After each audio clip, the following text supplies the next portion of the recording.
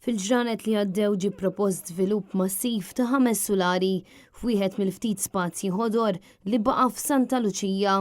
Proġett li jinkludi 48 appartament u 75 garax. L-iżvilupp qed jiġi propost fuq 1200 metru kwadru ta' spazju miftuħa tul triq l-Stefanotis u triq Katerina Vitale fil-qalba tal-lokalità u propju 80 metru bot mill-iskola primarja. Ironikament il-moħ wara dan l-iżvilupp deskritt bħala massiċ muħat li fil-perit Daniel Mikallef, id-deputat mexxej tal-Partit Laburista.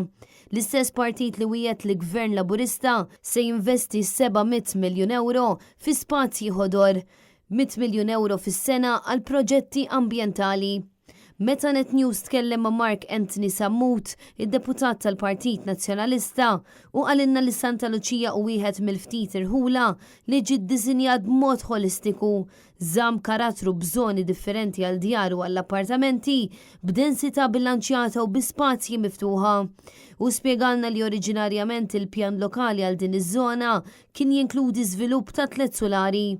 Iżda issa d-deputat mexxej tal-Labor, il-perit Daniel Mikallef, qed jipproponi żvilupp massiv li se jeqret il-karattru ta' dan ir-raħal fil-waqt li se jżid id-densità ta' popolazzjoni f'żona żgħira għal 5 darbit aktar mid-densità medja fil-madwar bil-problemi kollha ta' traffiku u infrastruttura li tali żieda toħloq.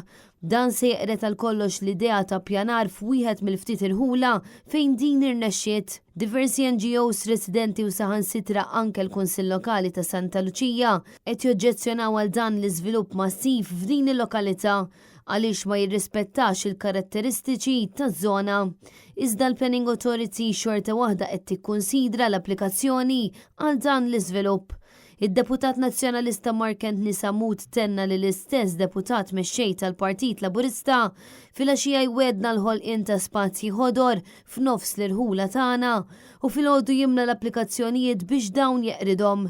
Min-naħa tiegħu li jimxi Berras, kunsillier lokali tal-Partit Nazzjonalista f'Santa Luċija, spjega ma' Net News għaliex in-nies qed jilmentaw u saqsa kif il-partit tiegħek min-naħa jista' jwieħed weda elettorali importanti tal-Greenland Spaces li tiswa 700 miljun euro u min-naħa l-oħra tibni monstru fl-unika qalqa li baqa' Santa Luċija.